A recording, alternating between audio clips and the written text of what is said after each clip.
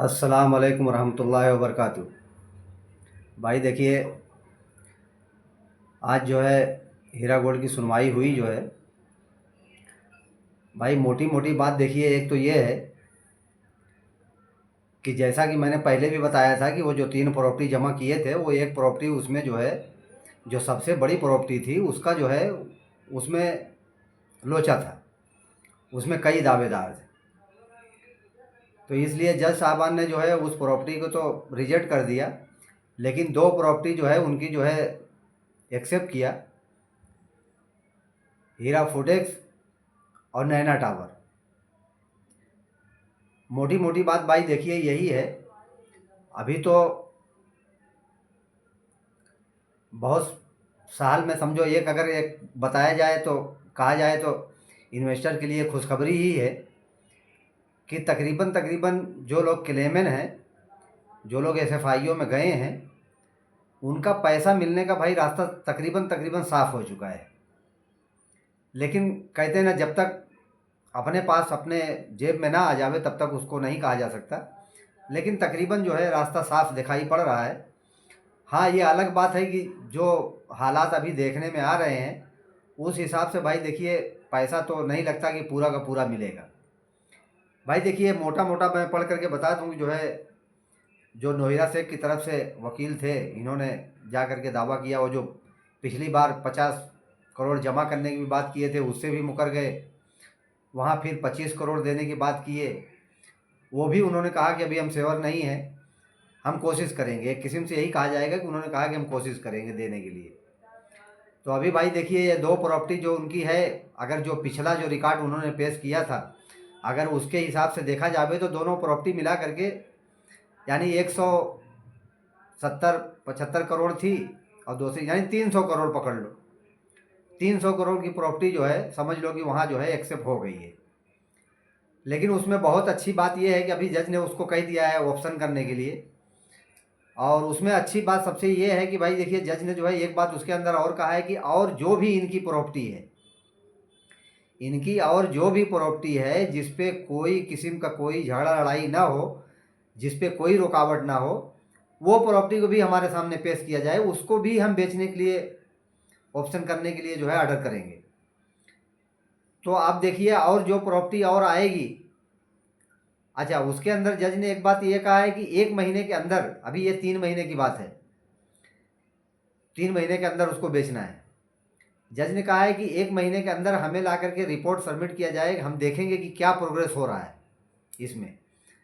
तो ये बहुत अच्छी बात है, क्योंकि जब जज प्रोग्रेस उसको देखने की बात कर रहे हैं तो उसमें जाहिर सी बात है कि एजेंसियां उसमें अपना काम ईमानदारी से करेंगे, उसको सामने ले आएंगे करने के लिए, क्योंकि जो है जज को वहाँ दिखाना है कि हम क्या कर रहे हैं और कहाँ तक हमारा काम पहुँचा है।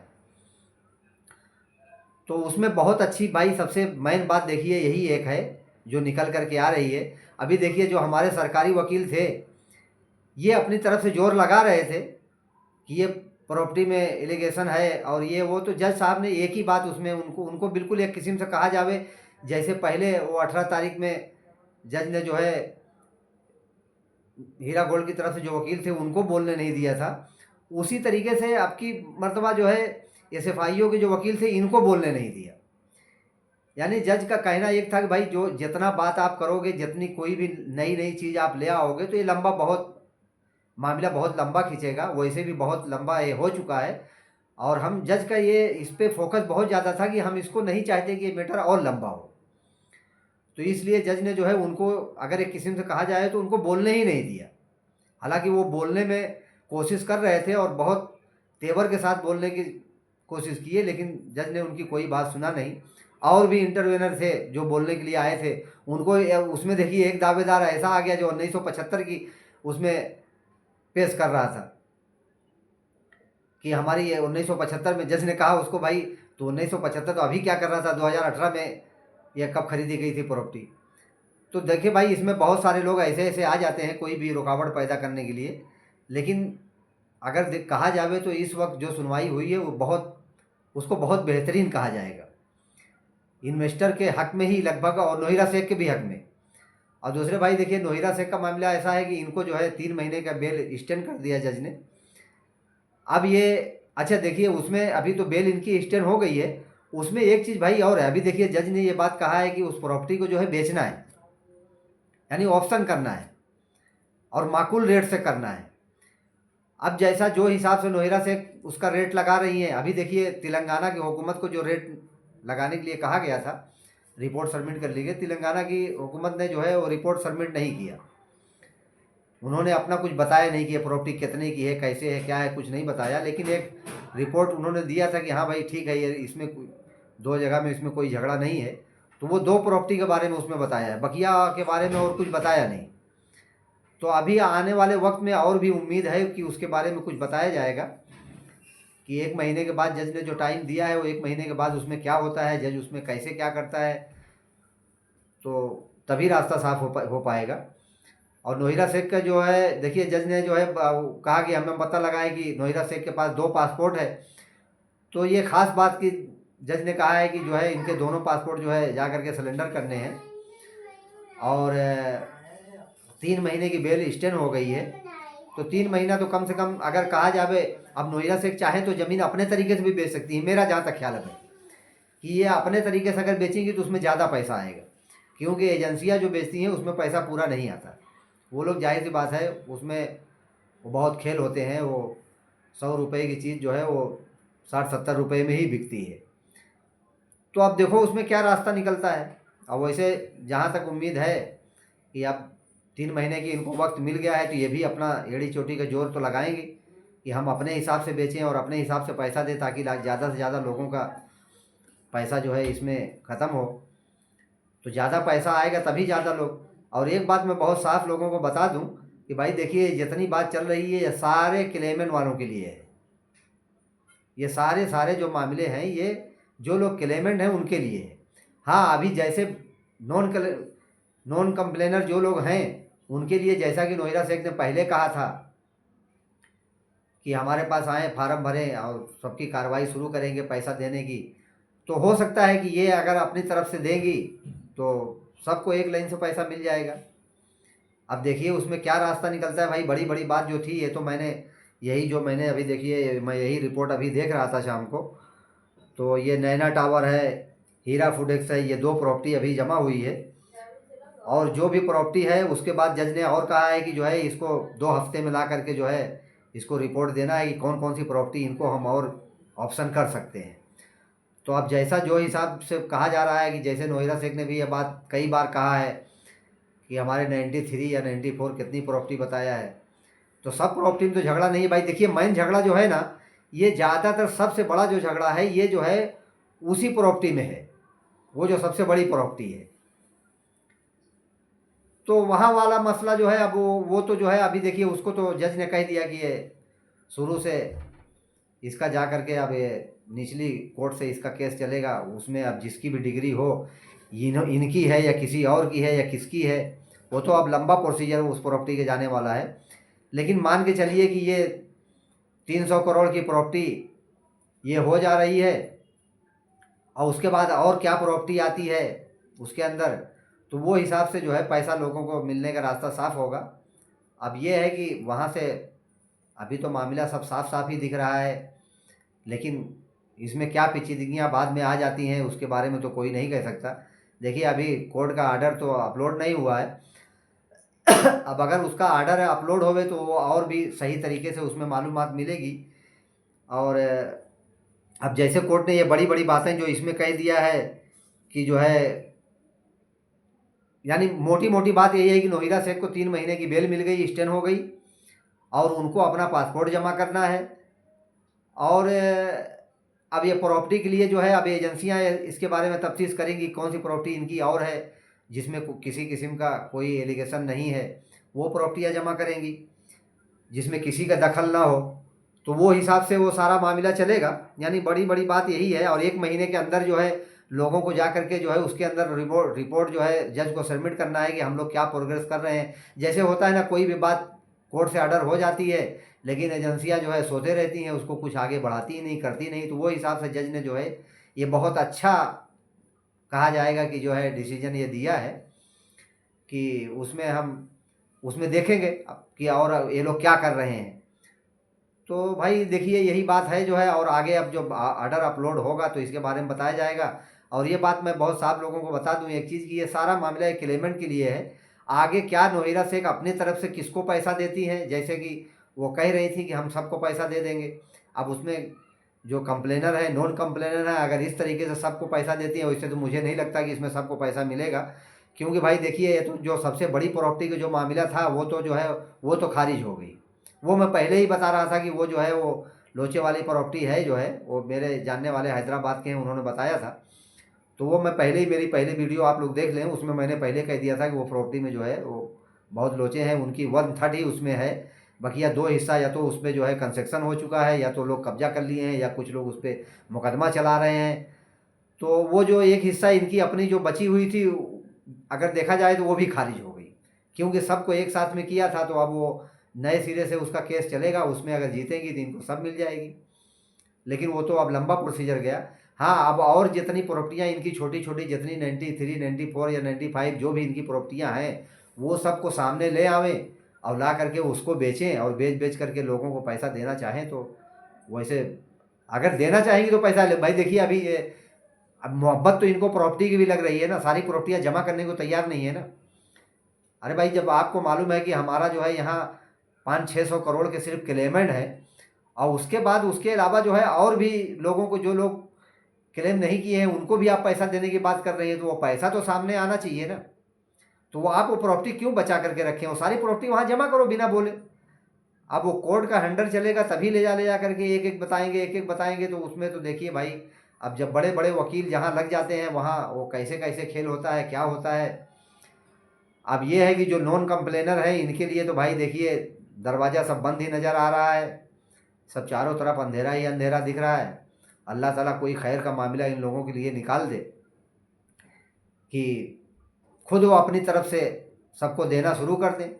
अगर अपनी तरफ से जिसको काट पीट करके या जैसे भी जिस तरीके से भी मिले, मैं तो यही लोगों को राय दूंगा, जो लोग कंप्लेन नहीं किए हैं और किसी भी एजेंसी में नहीं गए, कहीं SFIO में नहीं जमा किए, तो उनको जैसे भी पैसा मिले, जितना मिले वो ले लें, वो बेहतर है। और नहीं तो फिर अब जैसे कंप्लेन वगैरह की बात चल रही थी, उसको तो भाई आप मेरे ख्याल से उसको लोग भूल ही जावें बर वक्त के लिए। अब ये जब तक, भाई मैं पहले से बात कह रहा हूँ कि जब तक सुप्रीम कोर्ट का इनको संरक्षण जो है मिला हुआ है, तब तक कोई भी आप कहीं जा कर के FIR कर देंगे, उससे गिरफ्तारी नहीं होगी। गिरफ्तारी तभी होती जब सुप्रीम कोर्ट से इनकी जमानत रद्द हो जाती। और बेहतर तो यही है कि कोई आदमी उसमें कंप्लेन करने के लिए कोई सोचे भी ना अभी। अब जैसे लोग बहुत दिन सब्र किए, वैसे थोड़ा दिन और सब्र करिए, 2 ही 3 महीने की बात है। उसमें दूध का दूध पानी का पानी हो जाएगा, लोगों को पता लग जाएगा कि नोएडा शेख अपनी तरफ से किसको दे रही हैं, जो क्लेमर है उसको दे रही हैं, या लोग जो क्लेमर नहीं है उनको भी दे रही हैं। तो वो तो बिल्कुल एकदम अभी सामने आ चुका है। अब वही है कि बस भाई रात हो गई है, बस सवेरे उसका बंटवारा करना है, वो तो सबको अब पता लग जाएगा। बहुत बड़ा दिन निकल गया, अब थोड़ा ही दिन बचा है। तो इसमें मैं उम्मीद रखता हूँ कि जो है लोगों को जो है बहुत जल्दी इसमें सबके सच्चाई सामने आ जाएगी कि किसको पैसा मिलेगा और कैसे मिलेगा। नोएरा आपा बहुत ईमानदार हैं, या जो लोग उनके खिलाफ़ में बात किए हैं वो लोग गद्दार हैं। वो सारी बातें कहते हैं, नाऊ ठाकुर कितने बार बोले जजमान समन्वय आई। तो भाई यही बात है जो है। अब मैं दूसरी वीडियो और अच्छे से समझ करके बनाऊंगा। अभी ये जो मैंने कोर्ट का किसी ने डाला था, वो जो सुनवाई हो रही थी, वो मैंने देखा, मोटी मोटी बातें जो मेरे समझ में पड़ी वो मैंने बता दिया। उसको डिटेल में मैं देखूंगा, और कोर्ट का, और ये जो कोर्ट की सुनवाई हुई है, एक मेरे जानने वाले वकील हैं उनके पास भी मैंने उनको फॉरवर्ड कर दिया है। वो उसको देखेंगे, उसमें क्या क्या है, क्या बारीकियां हैं, कैसे हैं, तो उसको मैं अच्छे से लोगों को समझाने की कोशिश करूँगा। तो दूसरी वीडियो में इंशाल्लाह आप मेरी दूसरी वीडियो की इंतज़ार करें। आप लोग मेरे चैनल को सब्सक्राइब कर लें। मैं जो भी बात कहूँगा भाई बहुत ईमानदारी से, जो जो सच्चाई है वही बयान करूँगा। मुझे किसी किस्म का किसी का क्रेडिट नहीं लेना है, ना मुझे जो है कोई कॉलर ऊँचा करना है कि भाई मैंने काम करवा दिया, मैंने काम करवा दिया।